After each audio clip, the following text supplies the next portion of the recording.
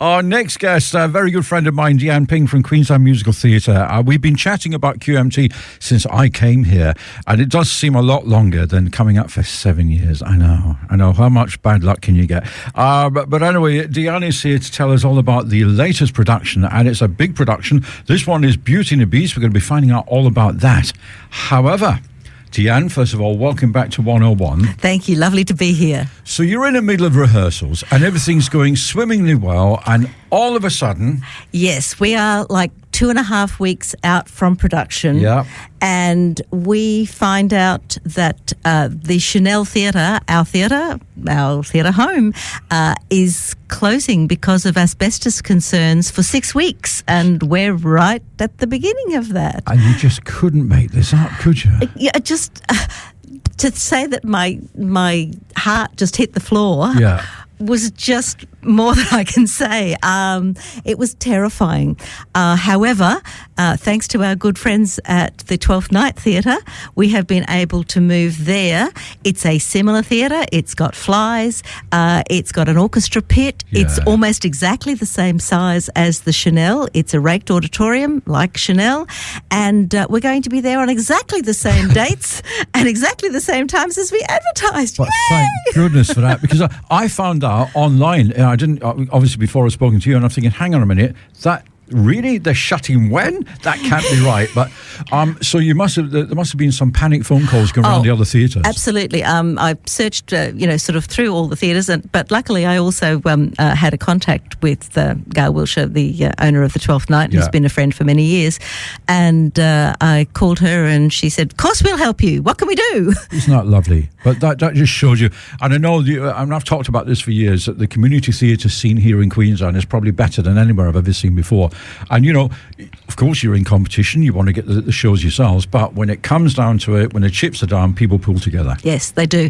And, I mean, I can't say enough wonderful things about the cast of Beauty and the Beast, because not only are they triple threats, fantastically talented people, but they have pulled together so hard to get this show on the road. We have had to adapt our set to cut it down because the stage at the Chanel is such a big stage. Yes. 12th Night is a bit smaller, so some of the pieces we had were just too big for this. So Rob Carr, another friend of yours, he has been our builder, and he and his team have worked night and day to get this done. It's been amazing. One of our artists who was doing costumes for us and also going to be doing some of the painting on the set.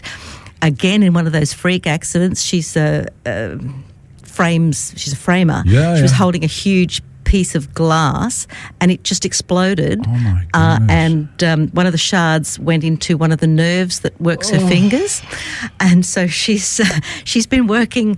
Well, first of all, she was out until she had the operation, and then she's back at work now, at actual work and work for us, trying to get all of the specialty things done. Sort of like in Beauty and the Beast, you have all the cutlery and the utensils. Of course. And people that are familiar with the movie and have seen the show as well, they expect all that. I reckon, and this might have happened many years ago, somebody in your production company said the word Macbeth, and that's why you are where you are right now. Look, you see, I was in the theatre the other day, and somebody was sort of rattling off some Shakespeare, and I just yelled out, "No, stop! No Scottish play! No Scottish play! Do not do the Scottish play. Its name shall not be mentioned except on the radio." So you're okay. You're safe in here. Beauty and the Beast. Everybody knows the story. It's a lovely, lovely story. It's beautiful. I'm just looking at your cast list here, and in particular, Belinda Lewis. I mean, and Michael. They've got some. They've got some history, haven't they? They have. Belinda has been a professional artist in Sydney. She has taken some time off to have two of the most adorable children. They're absolutely gorgeous. She and her husband, Mike, moved up here.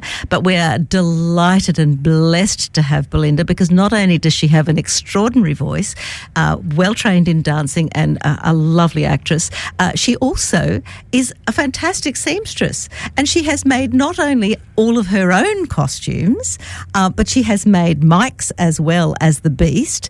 And with all of the spare time that she has, she's also made the children's costumes, the salt shaker, the pepper pot, the sugar bowl, the vinegar bottle, and now, not being content with that, she's finishing off Madame de la Grande Bouche. She clearly has far too much time on her hands. I mean, clearly. And of course, Mike, he's actually a prosthodontist by profession, so he has used dental materials to make his mask, which is handy, amazing. Isn't it? Yeah. We just picked some of that, better than paper mache. That's working great. The story itself, as I say, familiar to everybody, one of the most popular movies of all time as well, and some lovely songs in there. Oh, beautiful. And Mrs. Potts, Anita Parak-Morgan, who normally works, let me drop Opera Queensland. She normally works there, as does our Madame de la Grande Bouche, Catherine Bradbury. But Anita, when she sings Taylor's Oldest Time, it will bring tears to your eyes. It is beautiful. And what always amazes me, and so we've filmed a lot of your shows over the years, is the quality of performer, not just the former professionals, but the ones that are maybe on the way up. Indeed. And they all seem, for whatever reason, they all seem to want to come and do stuff with QMT. Well, we pride ourselves on being a family company. Yeah. If you do a show with us, you are forever a member of our family. And that goes back many, many years to the time that we first began. And it's lovely to see, and we have had now the children of our first people coming along and being part of the QMT family. And we've said before on many occasions when you've been in, for young people, it's the first break into any kind of theatre, and it's what an opportunity. And even if it doesn't go any further than community theatre, just the fact that they've been on there to perform, they've got the audience reaction, it's amazing. Yeah, absolutely. I mean, the self-confidence that people gain, sure. Sort of the various perceptions that you have, depth perception, proprioception, all of those sorts of things where you're sort of working on a 3D thing through a space. Yeah. All of the dance, everybody dances, from our youngest member at aged 8, I think she is now, to our oldest member who would prefer not me to mention I think her that's name. probably not or age. Name or age. No, we don't talk about that on here. So you've had to move theatres, but obviously anybody who's got tickets, it just transfers to absolutely. to And night, our ticket providers have been working non-stop over the last week to ensure that everybody has been moved to a similar seat. Yes, some people have exactly the same seat. Funny. There's a couple of ones on the side where Chanel was a little bit wider that they've been moved. But everybody who has already bought a ticket should already have been contacted. And Ticketek is now coming on board. We've normally worked through Try Booking on our own site, and QTix, who have been wonderful, absolutely wonderful. But the theatre has a relationship with Ticketek, so we will now have 3 providers, so you can book tickets on 3 different providers and book the place out. Sounds great. So the show starts off on the 2nd, on Wednesday, the 2nd of June, and plays to the 13th of June. So it's only a 2-week season, so don't miss out. It's going to be amazing. And just to clarify, it's not every night either, is it? No, we're Wednesday through Sunday. Okay. So Wednesday to Saturday are evening performances starting at 7:30. Saturday and Sunday afternoon at 1:30. There's no evening performance on the Sunday. Right. There was some inaccurate advertising that went out about that, but no evening performance on the Sunday, but an afternoon one.